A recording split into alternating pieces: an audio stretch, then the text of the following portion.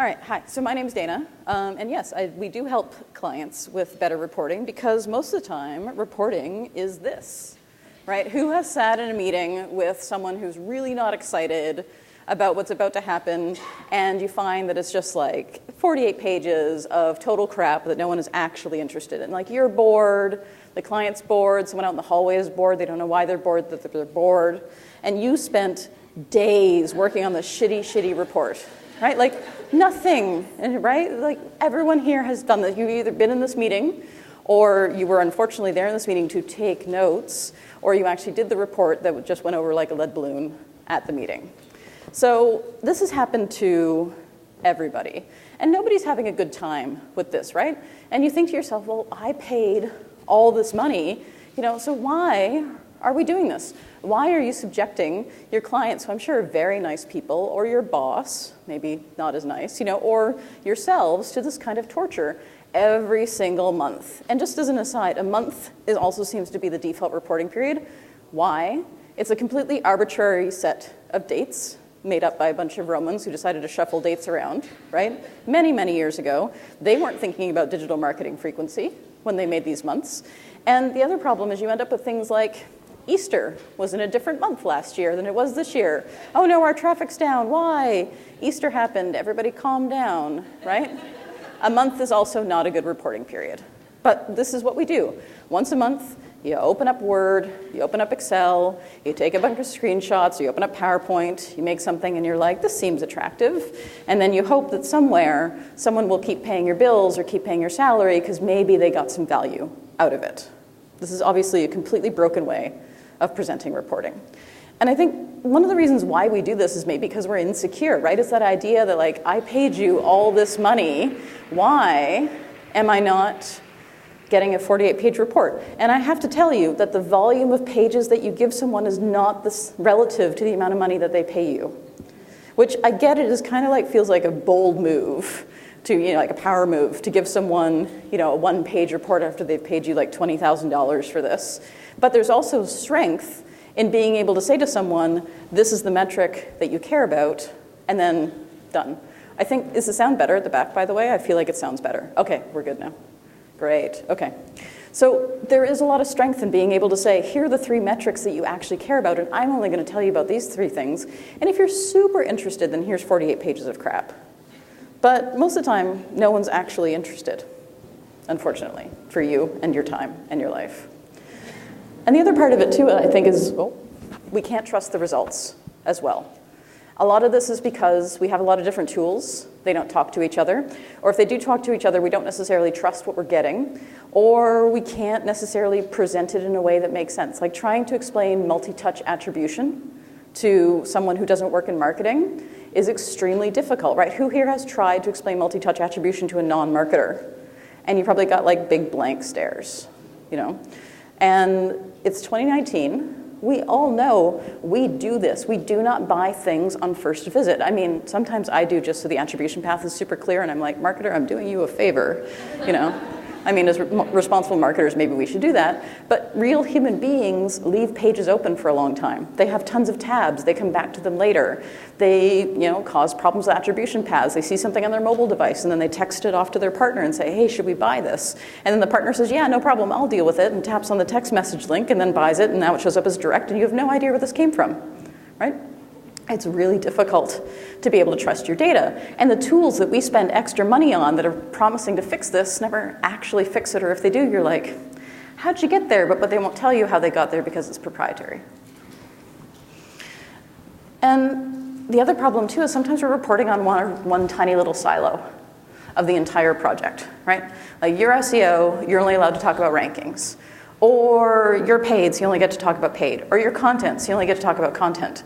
When in reality, all these things are part of a greater whole and should be presented as a greater whole, but stay in your lane is what people say when it comes to reporting, which again, not really helping anybody at the end of the day.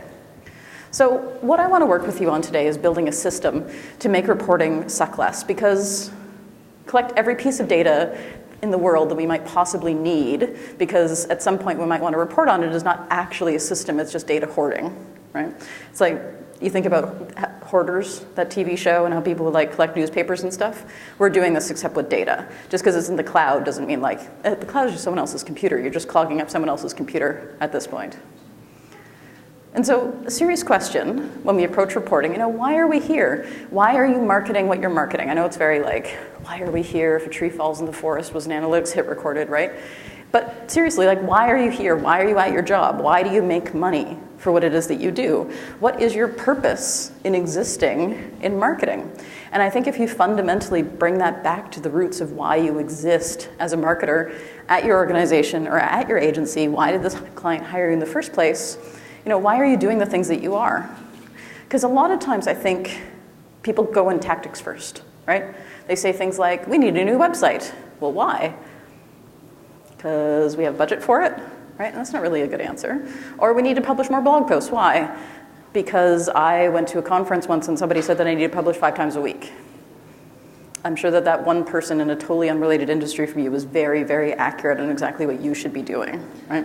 This is the danger. I mean, conferences are great. Here I am at a conference talking to you, but they're also really dangerous because you can hear one piece of advice that was really fantastic for this one company who sold something completely different from you, and they're B2C and you're B2B, and you're like, oh, great, yes, Facebook videos, cool, we're gonna totally invest in that, and it's obviously working out really great for people these days, All that time you spent building up that Facebook fan base, gone, I can't remember which brand it is. It's a beer brand, Miller Lite maybe. They're telling people to unfollow them on social media for free beer. Cool, that's one way to take this huge fan base they built over the years and just completely destroy it. But they're doing it because they got tons and tons of marketing messaging. Whoever came up with that, it's a good idea. So, because we're going in tactics first, you end up reporting tactics first, instead of thinking about how these different things all attach to this larger strategic goal, the why are we here, the what do we need to do to keep making money or fulfill our mission if you're not for profit. But still you kind of need to make money in some ways and not for profit. You may not sell things, but you may get funding, for example. And how do you get more funding? By proving that you're having impact. And how do you prove that you have impact? Shrug emoji, right? So I want you to take a step back and not just jump right into the reporting. Because I think a lot of people say, when I say to you, make a report, you will probably open up, say, Excel or Google Analytics, and you'll start with sessions by channel, right? Default table that everybody looks at. But what is that saying, sessions by channel? It's like a bunch of people came to the website, here's how they got here at the end. That doesn't actually help you with anything, right? It doesn't give any insights into that data, other than more people came to you from organic than social media, which we all knew anyway, and you probably could have told that before you even opened up Google Analytics. So nothing new is being revealed from this information. So the question that you need to start with is, where do we want to go? Where are we right now? And where do we want to go by the end of this process? And when we're sitting down with clients, and by the way, how many people here are in-house? Agency? Want a job? Okay, cool. So, in-house people. We work with a lot of in-house people. I am, of course, an agency person, so when I say client, in your mind, put in boss, because it is really a similar situation. A lot of times when we work with in-house teams, we often will sit down with them and say, where do you want to go? And they'll say, look, we know where we want to go. We just need you to say it to our CEO so that he believes us, which I feel like is like 90% of the job of a consultant, which is also really sad. Like, you probably could use that money on basically anything else other than paying us, which is also what I tell clients a lot of the time. But I think one of the things that people have a really hard time doing, especially when you're in it every single day, and agency people are like, oh, in-house, it seems so relaxing. You just work on one thing. No, because you get caught up in the minutia of everyday stuff. And it's really hard to take a step back and think about the larger strategic picture. So one of the first things that we do when we sit down with a client is we walk them through what we call a goal charter. And a goal charter is where we actually take the goals that the client has said, these are the things that we want to do, and start to turn them into actual metrics that we're going to report on at the end of the project. So, and the slides will be available. I know they're not super legible from the back. White is not great in these rooms. But this is for an organization in Ontario, which has received funding from the government to put together a website to give caregivers resources to help them with family caregiving. So like, my mom is getting older and I don't want to put her in a home just yet, so I'm going to take care of her. Or, my kid is permanently disabled and I don't want to, or I can't afford to put them in a group home, so I'm going to take care of them. And it has videos on things like how to give someone a bath if they're bedridden, or how to make sure you're preparing like meals for people who aren't very mobile so that they don't gain a ton of weight, for example. And it's a great resource. It's going to be in 5 languages, which, boy, that's complex when it comes to a website project. But one of the things that they had was really vague, weird goals. And so the first one, encourage caregivers to identify their needs early on, bring light to their own well-being, and provide practical strategies and resources to staying well. The difficult thing is that how will you ever know when you hit this, because this goal is kind of vague, right? It doesn't actually say, we will hit, 90,000 people will come to this website and watch 40% of the videos, for example, right? There's no actual strong metrics attached to it. So what we did is we took this and we said, we want to know if people who come on the site are consuming the content on the site, reading, watching in full, having a positive experience with the website content and finding it useful, and engaging with content on social media, comments, shares, likes. And then from there, we say, okay, so how are we going to measure if someone's actually reading a piece of content? Now, how many people here know that time on page that you get in Google Analytics is a total bullshit lie? Okay, so the rest of you, I'm real sorry. I'm about to burst your bubble. Except for you two, you're good. So here's the problem with time on site or time on page. You go on a website, Analytics knows you're there. You don't go to another page. You spend 20 minutes on this page reading every word, super enjoying this content, and then you leave. You don't actually go to any other page. You never sign up for their newsletter. But you know that brand now, you're totally going to click on their search results in the future if they come up again. The problem is that because you never went to another page, the time you spent on that page was never actually recorded. Google only records time on page if you click to go to another page, or if you do something like fill out a form. So if you actually look at your duration, it'll show a bounce rate of 100% for that visit, which bounce is also a total load of bullshit, and bounce rate can be very easily gamed. But time on site, unfortunately, is probably a lie. It's also a lie because how many of you have more than like 10 tabs open in this moment? Okay, so all of you are ruining the internet, and this is why. Because when you leave tabs open, every time you reactivate your browser, it sends a 0-second duration session to the website that you have open. So that means if you actually look at the duration of all your pages, a bunch of your page views are probably 0 seconds long, which is the percentage of people who probably have those tabs open in their browser for months and months and months. So you are contributing to the problem of tab hoarding. So we invented a method called content consumption, which actually fixes this problem. It does 2 things. It records how long someone has actually been on the page. So it figures out how long it would take for someone to read what's on the page or watch that video, and then it actually starts a real timer. And when it hits the time, it says, yes, this person was on here long enough. But you could still have hoarded the tab. So the second thing it measures is if they scroll down to the bottom of the content or if they actually watch the video. If both those things are true, the content was consumed. If not, they skimmed, rolled all the way to the bottom without spending enough time. They hoarded, they spent enough time, but they never got to the bottom. Or they just abandoned. Neither of those things are true.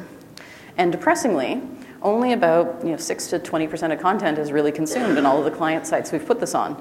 That other 80% is just like random people who maybe clicked on the wrong result or looked at it and said, this isn't for me, and left. So really, when you're reporting on things like page views, you're not reporting on an accurate metric. So this content consumption metric, and this is a Google Tag Manager recipe.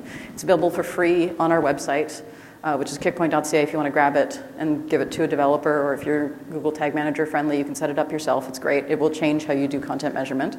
But we invented it for this client because this is one of the things that they need to be able to measure is, are people actually reading or watching what we have to say? And then the other part of it is pop-up surveys. So asking people if they're enjoying the content with a thumbs up, thumbs down. But if you're in 5 different languages, thumbs up doesn't exactly mean the same thing in every country. So then in that case, you want to use happy faces or sad faces. Just keep that in mind. There's some cultural differences when it comes to thumbs up stuff. And then engaging with content on social media, easy. We all know how to measure that. Cool, that's great. But this is taking this really vague goal of bringing light to your own well-being and provide practical strategies and resources to staying well, which I'm sure sounded great in the proposal that they gave to the Ministry of Health, but is not actually a practical, measurable strategy to determine whether or not the site was successful. And then on page 2, their other goal was we rely on Google Analytics and YouTube Analytics for usage data. That's not a goal, guys. You know, like that's just a thing. It's like, check. Like it's how you have your goal is launch the website. Like that's not a goal. It's just like something that you did, you know. So then we went into it in a lot more detail. So this goal charter is intended to say, here's your weird, funny, floaty goals that you gave us, and here's the reality of what this is going to turn into.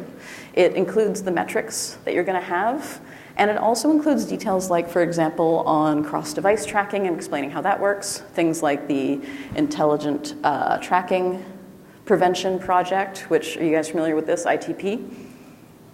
Okay, so later Google WTF ITP. And then it will tell you all about the sad thing that Apple is doing to Safari so that you can't track people anymore. And if Safari is a big number of your visitors, your analytics is also probably lying to you in a way you don't know it is.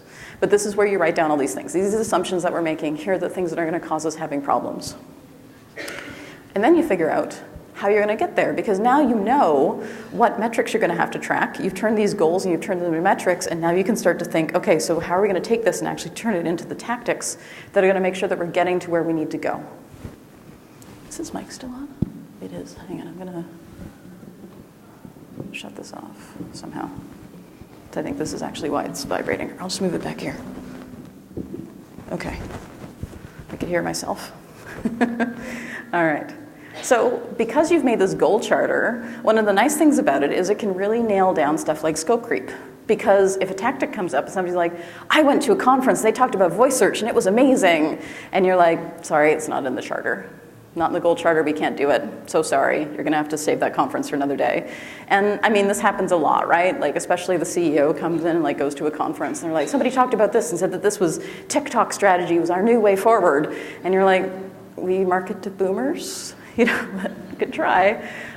You know, for example, like that sort of thing can happen. So if you have the strong goal charter and like, what are we doing? How are we measuring? How are we going to get there? That can really help you head off this sort of stuff at the pass. And it also tells you, how are you going to know when you've arrived, right? And this is the other problem that I think people have with setting crappy goals, is that if you set a firm goal, then you actually have to meet it, which is obviously quite scary, especially if someone says, well, you got to meet this goal or else. And it's way easier to say things like improve stakeholder relations instead of something concrete like 20% more sales, right?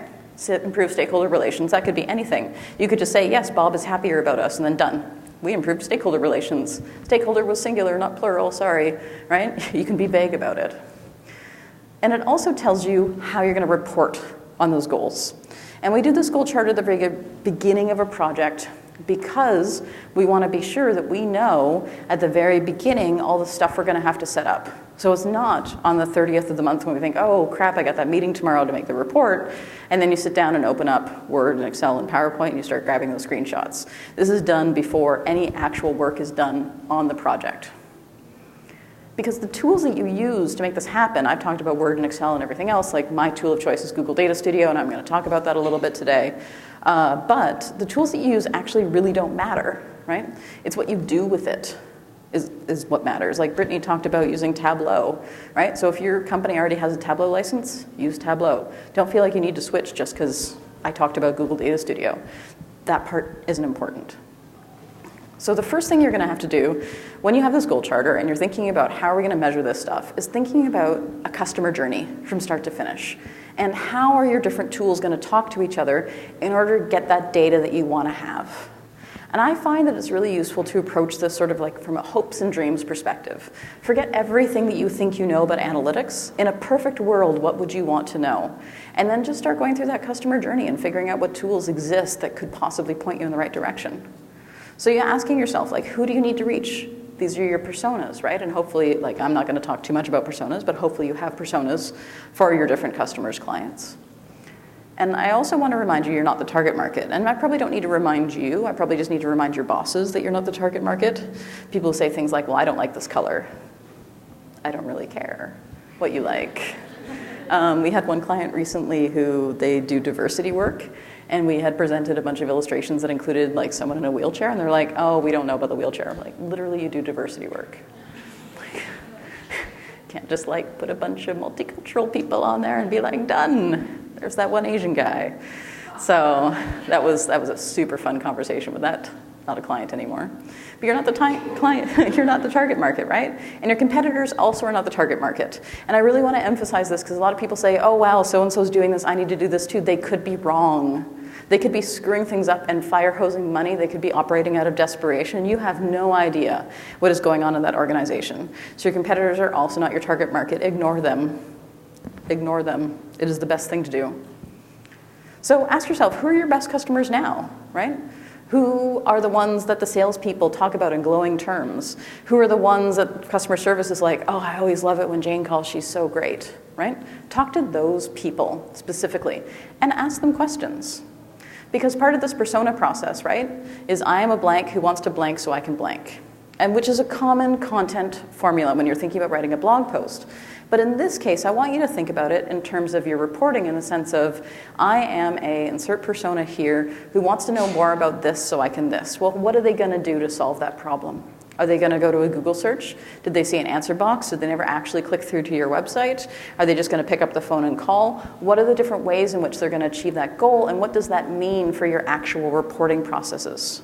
Because maybe they will never actually touch your website. Maybe they will only ever be on Google, which means that you're going to have to record how many featured snippets that you have instead of actually going through to the end goal of people coming to your website.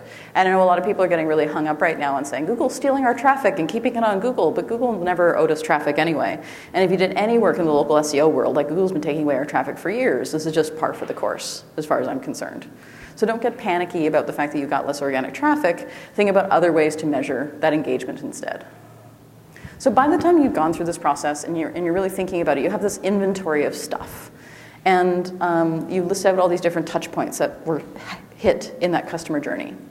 And so this was done for Rail Europe, for example. Obviously, you cannot read this at the back. Please look at the slides later. But this is the idea of, so let's say, for example, someone is shopping. And so they're looking up a schedule on the website. They are looking up schedules on mobile, maybe. They're looking up stuff on, say, Kayak, or they're looking up things on TripAdvisor for Rail Europe. And so that's one of the difficult things about it is that TripAdvisor, well, you can't control that channel. That's just TripAdvisor. But how are you going to measure how people are engaging with you on that channel, even though you don't control it? Because you know it's part of that customer journey. So how are you going to make sure that you're able to tie together all this different disparate information?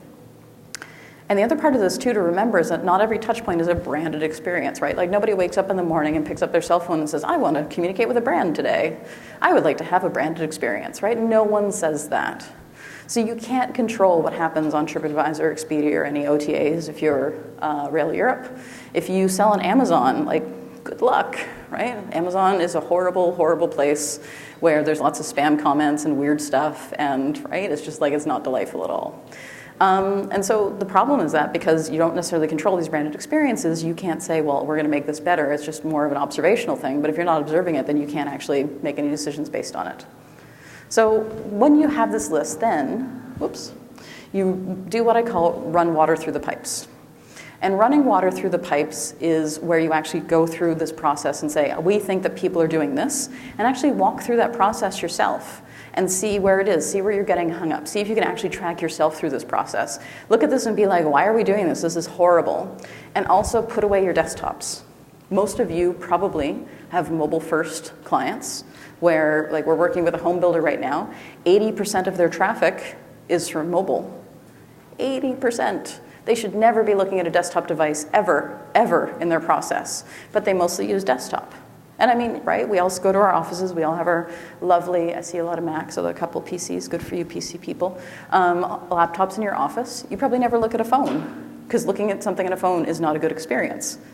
Maybe we should fix that, right? If you're like, oh, I don't like going on our company's website on a phone because it sucks, like, that's probably not good, right?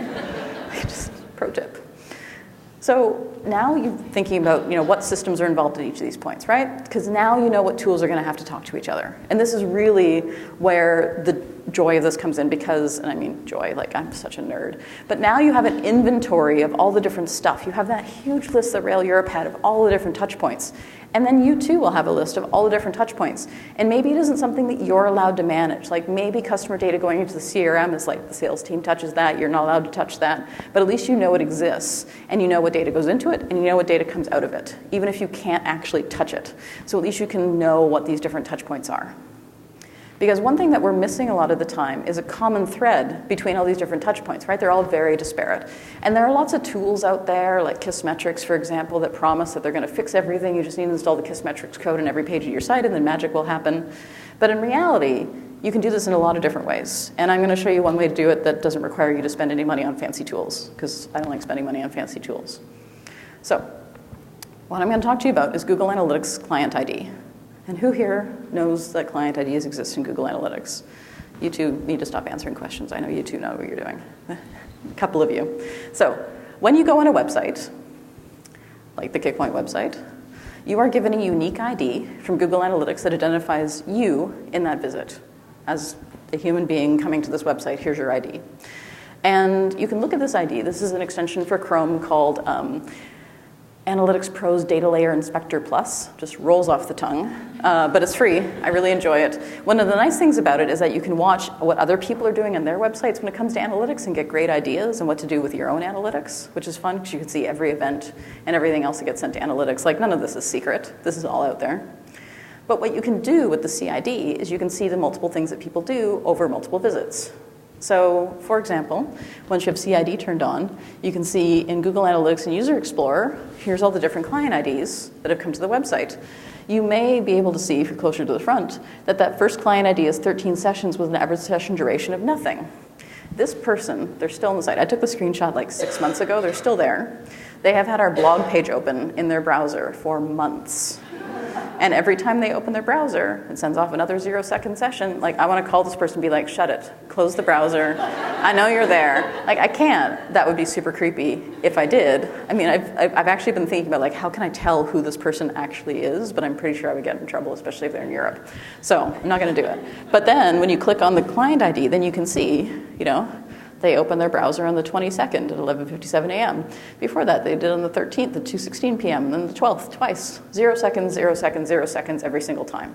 But I know how many times this person has been there in the sense that I exist as a browser tab in their browser, which they have 1,000 tabs open in, I'm sure. And I'm pretty sure from like the 13th to 22nd, they went on vacation.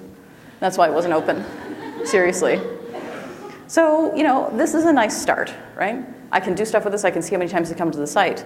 But it's just in Google Analytics. Now, what I actually want to do is I want to take that CID and save it as a session scope custom dimension in Google Analytics, to which you're probably all like, I was not told there would be coding. Why are you doing this to me? So I'm going to explain a little bit about dimensions and metrics. If you know this already, check your email.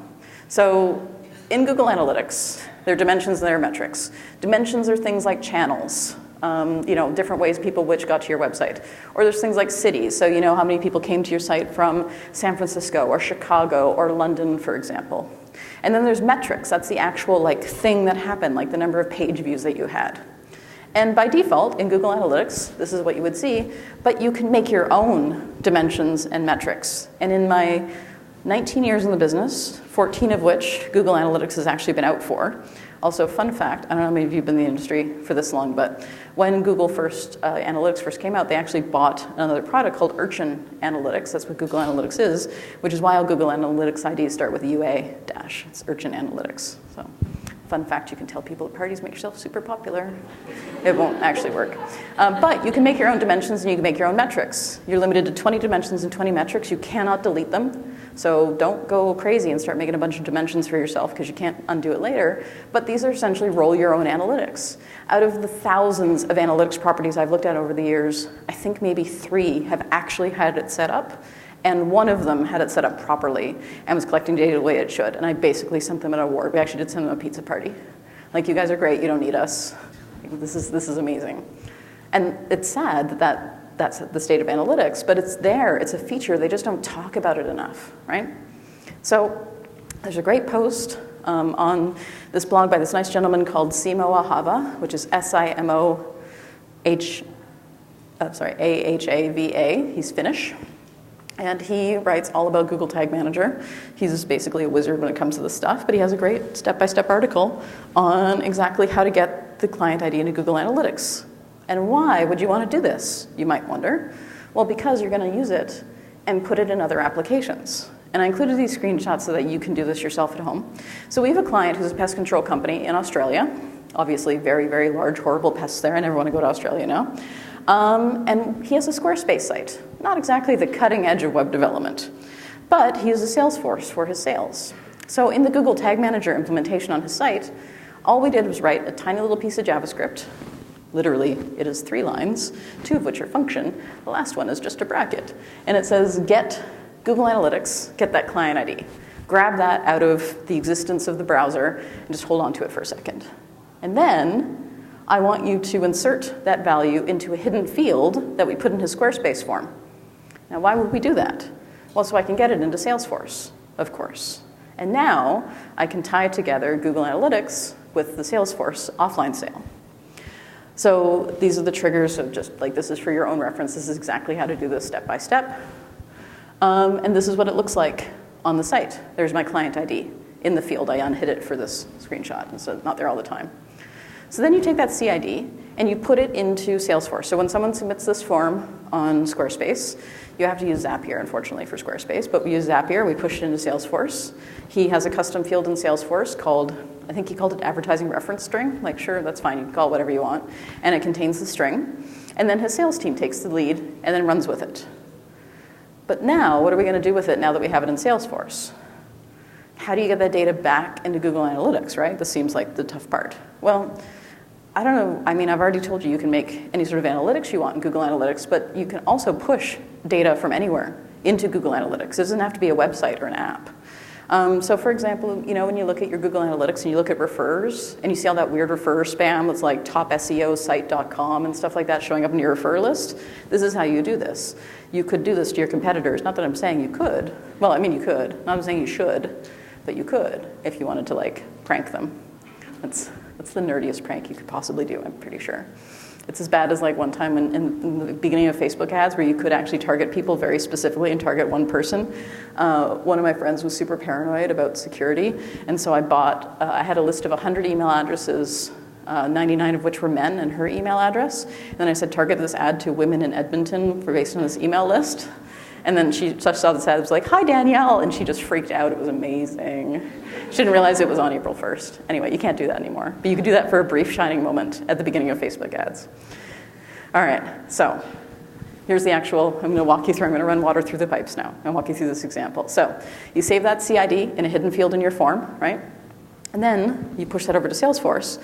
And then when the opportunity is closed, hopefully won, you push that result back into Google Analytics as an e-commerce transaction. So even though it was an offline sale via Salesforce or whatever CRM you happen to use, you could even do this with a Google Sheet. We have a client who does not use a CRM and they don't want to. We're going to push form fills into a Google Sheet, and then they're going to update the sheet with whether or not something was won and lost and the amount of that purchase, and then we're going to read the sheet once a day through Zapier and then push stuff over to Google Analytics. Like, it can be super basic.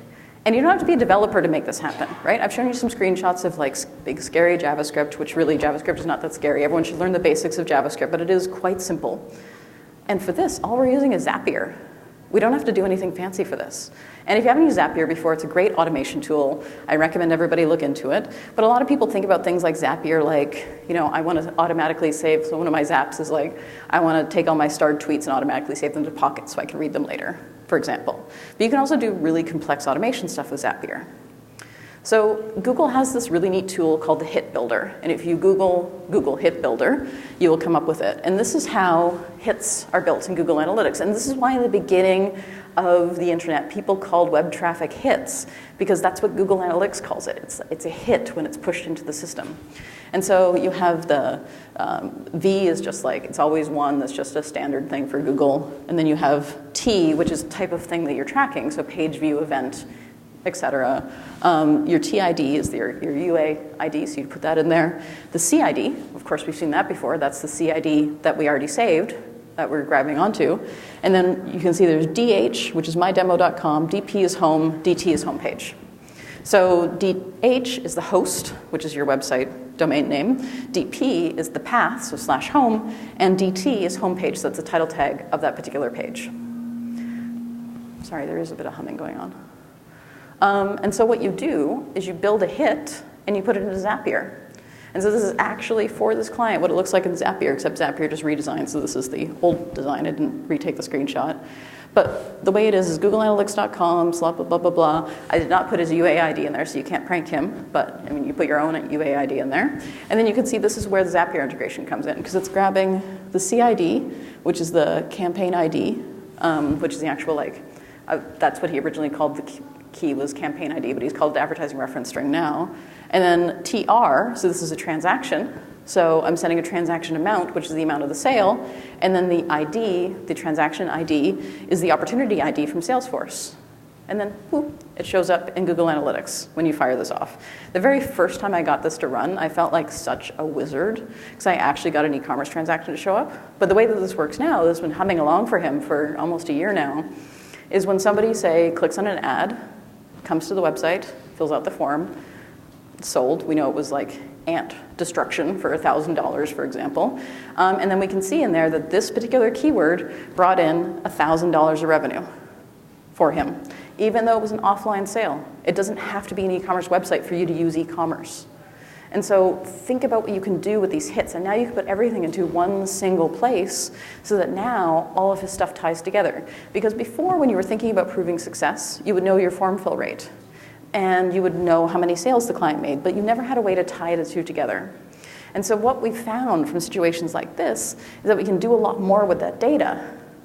Because now you know, maybe this ad gets a ton of clicks, but nobody ever actually buys the service. Or maybe they're just horrible customers you don't want any more of. But we would never know because we would just see the form fill and have a vague sense that people who call about ants are not nice people, for example. And they're probably not nice because their house is invaded by ants. Did you know in Australia you have to do yearly ant maintenance to keep them out of your house? Don't live there. This is why I like living in the north, because it freezes and then things die. Yes, that's the way it should work. So I do recommend making a test Google Analytics property just for yourself. I have tons of different sandboxes where I'm testing all kinds of weird stuff all the time. Build some hits, send it off to analytics, see what it looks like. This will also help you really understand what it is that analytics measures and how it works. So if we go back to those touch points that we made at the beginning, we can start to think about how all these different disparate items can be tied together. So for example, you could tie, say, survey responses to purchases. So are people who said that they had a really great time more likely to come back as a repeat customer again? You could also combine reviews with in-store visits. So GatherUp, for example, is a great review management tool. They also have a Zapier integration. And so often what we'll do is we'll take the CID of the person who did the purchase and then send it off to GatherUp. So it's attached to the review request that goes into GatherUp. And then we know what star review that they left, and then we can push that back into Google Analytics as a custom dimension, for example. I mean, obviously, if you deal with European clients, GDPR, blah, blah, blah, keep that in mind. But in America, you can still do whatever you want. Except in California. I think they're passing a law in California. But it's fine in Australia, it's fine in Canada, it's fine in most of the US to do this deep level of tracking. The only thing you have to be careful of is not to push any personally identifiable information into Google Analytics, because if they find it, they will just delete your property and you're done. They don't give it back to you again. So keep that in mind.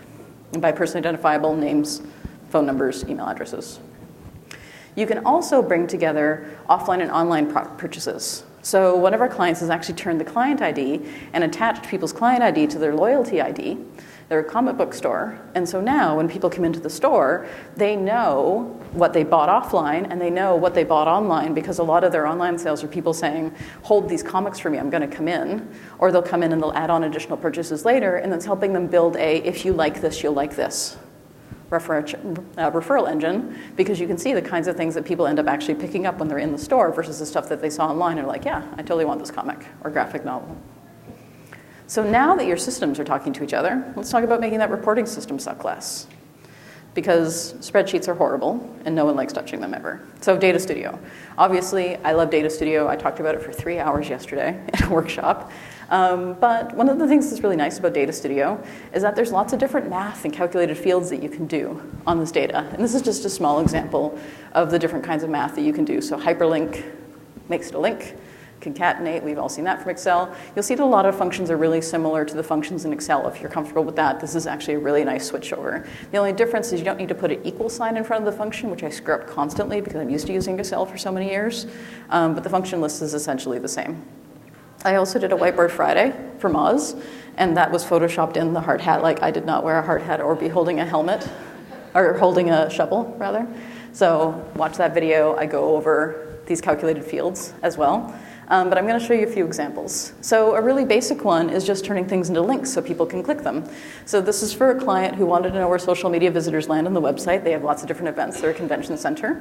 And so all we said was make a field that's landing pages with links and hyperlink concat, blah, blah, blah, blah, blah. And now in Google Data Studio, they can click on the link and then see what event this was, for example. Right? Simple stuff like that.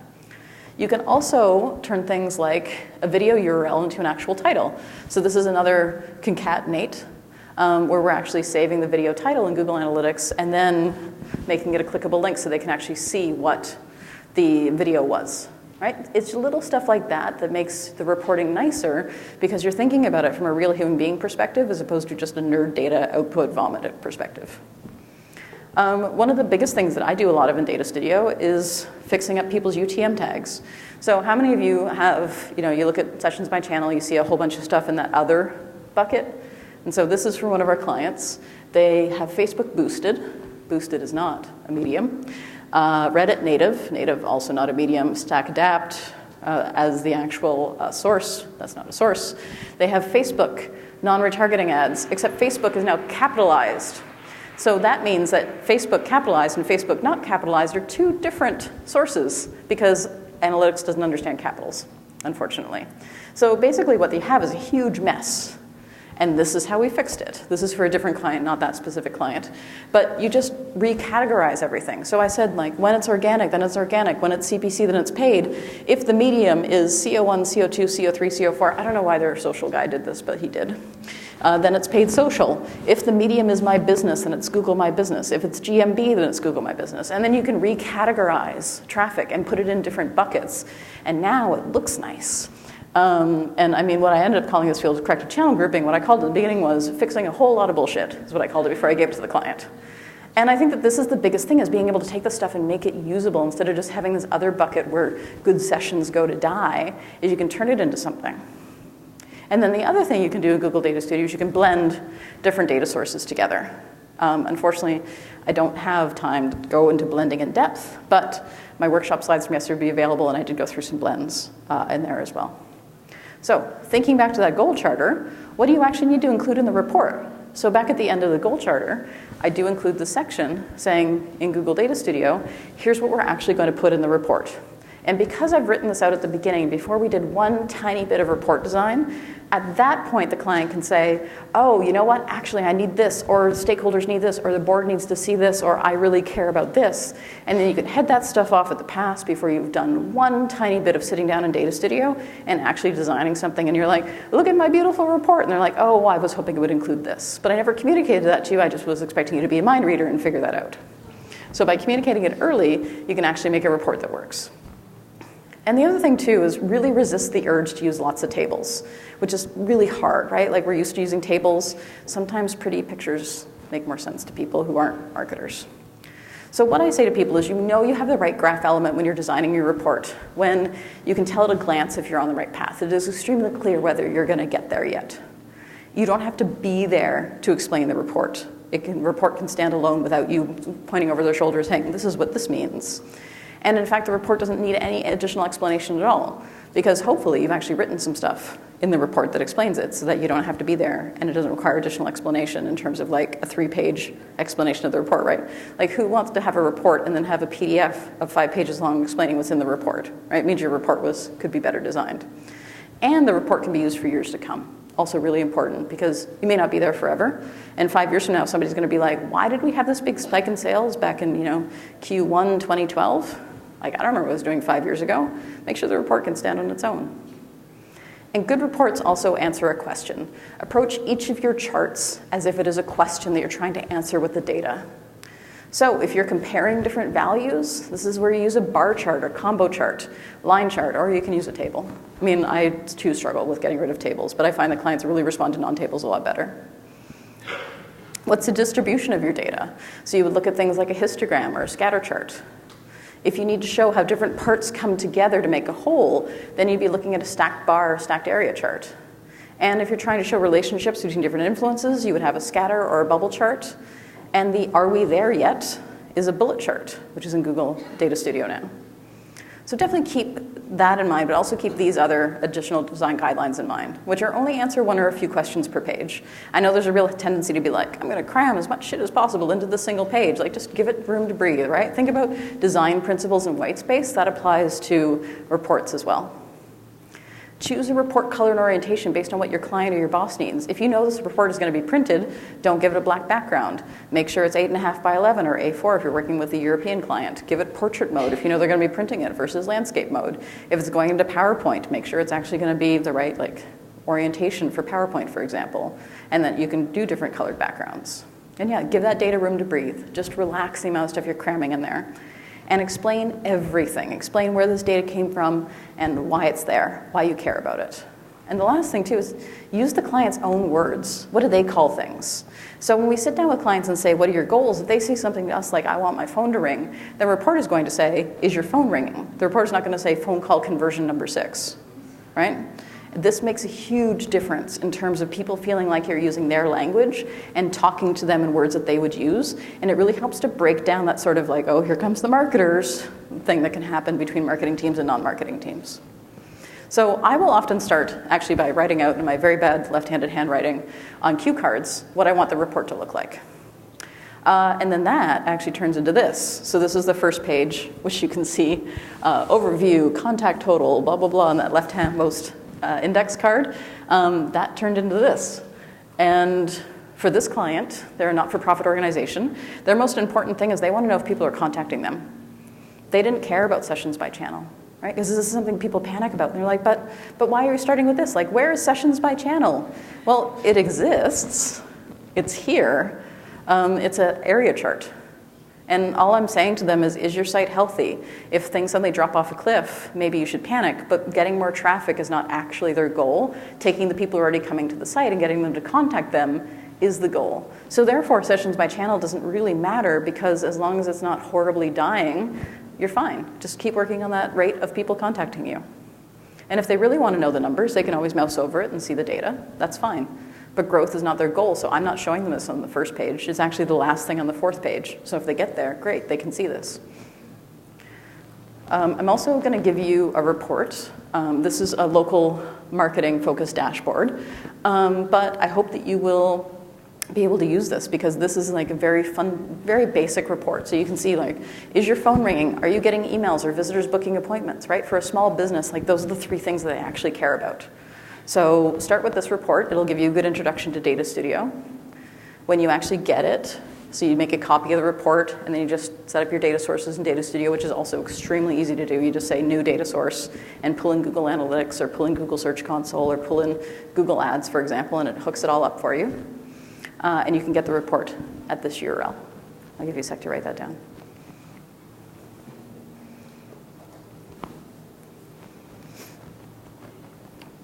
One of the things, too, that I want you to think about before we finish today is ignoring what doesn't help you is just as important as paying attention to what does. And that's why sessions by channel is on the very last page of this report. Because if I had presented that right up front as the very first thing, they would think it's super important, and then they would obsess about growth when growth is not one of their goals. They never talk to us about growth. They said, lots of people coming to our website, we want them to communicate with us. That's all they want. So that can extend to filtering out that one noisy page, that one random page you have on your website that gets lots of organic traffic that you're kind of ignoring because it's not actually central to what you do, and randomly it ranks really well. We have one that's like how to take an iPhone headshot, because we sent it out to clients. We thought, we'll make this a blog post. Now it ranks for how to take an iPhone headshot. We get tons of traffic to it. None of them are going to become clients. That's fine. I don't care. But it's a really noisy page. We actually eliminate it now from our reports because it was skewing all of our stats. Just don't show it at all. Maybe not every persona who comes to your website is a persona that you care about for the specific segment of marketing. So the example that we have is an actual, this is a convention center, back to the convention center again. They have meeting planners and wedding planners and convention planners who come to their website. They also have people who come to concerts. The people who come to concerts just want to know set times and like what ID they need to bring. They're not actually going to fill out a form to book a wedding, so we don't really care about them. But because there's a lot of them, it really skews their stats. So A are meeting planners, B are wedding planners. Weddings is huge for this organization. C are convention planners, and D are concert goers.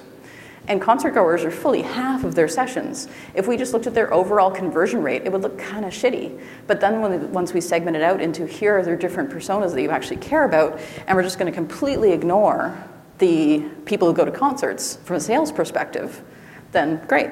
Now the sales team is happy with their reports, and then we take the concert goers and we segment them into a completely different report that goes over to guest services. And then guest services can see what the things that the people who come to the convention center are interested in, separate from the things that the sales team is interested in. Why put it in one report? It's two completely separate segments of the organization. Okay, one last pro tip for Google Data Studio. Under File Report Settings, you can put in a Google Analytics ID, and then you can see if people are actually opening your report, which is a mystery wrapped in an enigma most of the time, like, you spent all this money, why aren't you opening it? We actually have it going to Slack if a client opens a report. That recipe fires off distressingly a few times, unfortunately. But yeah, you can put that in there and see if people are opening it. So I know that you all went to that report today, for example. So now, hopefully, you can spend less time making spreadsheets and screenshots and spending your time on what matters, which I'm pretty sure is this whole marketing thing that they're actually paying us to do in the first place, right? Okay, thanks.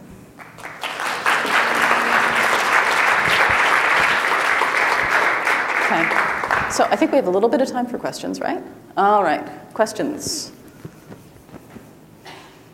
No? Did I kill you all? Yes? Yes. The Chrome extension for seeing Google Analytics Client ID? Yes, it's called Analytics Pros Data Layer Inspector Plus. I think it's or some combination of those words in that. Yeah, but if you start Googling like Data Layer Inspector Plus or Data Layer Pros Inspector or something like that, like it'll come up. And the way that it works is that you just inspect. So on a Mac, you would right-click Inspect. On a PC, you press F12. The developer tools comes up. You click on Console, and then you just see all the stuff start to come in. So I recommend turning that on and just like going to a few websites and seeing all the crazy stuff that people are tracking. Like if you go on the Kickpoint site, you can see our content consumption recipe fire off. If you spend long enough on the page to read stuff, you can see us tracking your scroll depth. We have a rocket ship at the very bottom of all of our pages that will shoot you back up to the top. We record every time you click on that. So there's lots of different stuff that we're tracking with people. And you'll also see that there's a couple of different Google Analytics properties that we're using. One of them is our weird stuff for testing property, and the other one is our actual real, like only good data goes here property. Yes?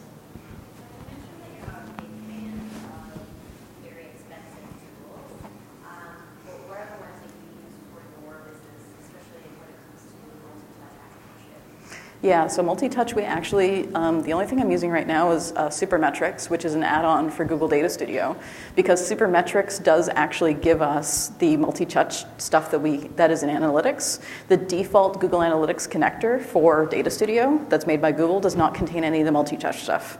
So we pay for Supermetrics, I think it's $99 a month. And what I've done from there is I actually show clients a chart. This is like the one few uses of pie charts for good as opposed to evil. I hate pie charts normally.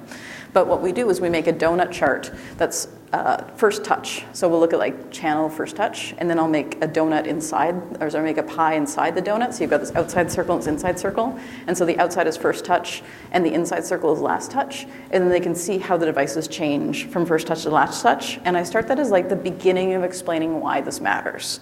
Because then they can visually see the difference between, everybody came via your email newsletter, but nobody actually bought via your email newsletter, so you think your email newsletter person sucks, but they don't. They were just first touch, not last touch, for example. And then from there, you can start to get into like more complex tables where you're actually building models and trying to figure out, how all the different channels come together. So that's something I would recommend if you're going to do Data Studio, is get the Supermetrics add-on and use that for your multi-touch reporting. There are other tools that do it, but this is the best one that I found, and the most flexible too. Other questions? Yes?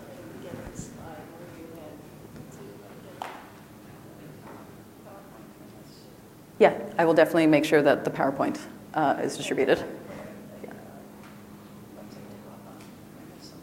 Oh, yeah, that's the report, the free report. So if you go to kickpoint.ca/contentjam2019, there is a free Google Data Studio report you can grab at that URL, but I will also make sure that the slides are made available and emailed out to everybody. I think they're collecting all the slides from all the speakers. It's just we're all terrible people and only actually finish our slides right before we talk. So I promise I did this before I got here. Other questions? Yes. You mentioned reporting, like, your features on Google. What would you suggest as a process for that? Yeah, so thinking about a process to report on featured snippets, I mean, you can use a tool like SEMrush or Ahrefs, for example, and they both have APIs that actually can go into Google Data Studio, so you can pull the data out of there and put it in there. Something else that I look at too is sometimes I look at Google Search Console data and I see sites, keywords that have lots of impressions but very few clicks, but high positioning. So if you have a position that's usually like in the 1 to 3 range and has tons of impressions but very few clicks, it is probably a featured snippet. So one we have right now, I think, is Squarespace SVG.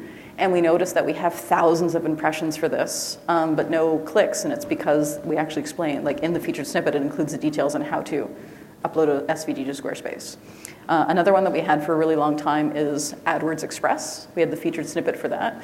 And the article was actually called No, You Shouldn't Use AdWords Express, which was amazing. And then Google got rid of it. I don't know if they manually did that or not, but we could see as well that we had that just based on the volume of impressions. Especially if you see a big spike in impressions in Google Search Console, that's usually a sign that you've acquired a snippet where you didn't have one before. And I mean, really in general, just looking at, say, high impression, low clicks, queries anyway in Google Search Console is a good SEO thing to do. It's something that we recommend our clients always look at. So for example, working with an employment lawyer, and one of his top queries is, I think, sexual harassment California. And it's like he's got an average position of something like 1.2, tons of impressions, very few clicks. We looked, he doesn't have a featured snippet for it. What's the problem? Well, the URL is sexual harassment guide. Like maybe that's not the best URL for the phrase of people who are looking to like deal with a sexual harassment case in California. It sounds like a guide to sexual harassment. It's like, I don't know if you guys remember this website that was out a while ago called Cake Rex. This is going a few years back on the internet. And somebody had made a cake to celebrate the end of a sexual harassment course, and it showed someone like slapping someone else's ass with a big like no symbol through it. Like that's literally, this is what this page is. It's just like the worst possible result for that particular query. And of course no one's clicking on it. So we changed the URL. That's it. Title tag was still the same, meta description was still the same, changed the URL, which obviously is not ideal. You never want a 301 redirect if you don't have to, but it worked and the click-through rate went up. And he only lost a couple positions briefly while Google figured out that we changed the URL. So it's good for identifying lots of different stuff. And I usually represent that as a bubble chart. So I'll do on one axis the click-through rate, and then another axis the average rank, and then the bubble size is the number of impressions that query has had. And then you put pretty colors on it, and it looks real nice for clients. All right, anything else? All right. Unfortunately, I do have to take off right now to go to the airport, but I will be up here for a few minutes if you guys have questions before you go to lunch. Thank you very much.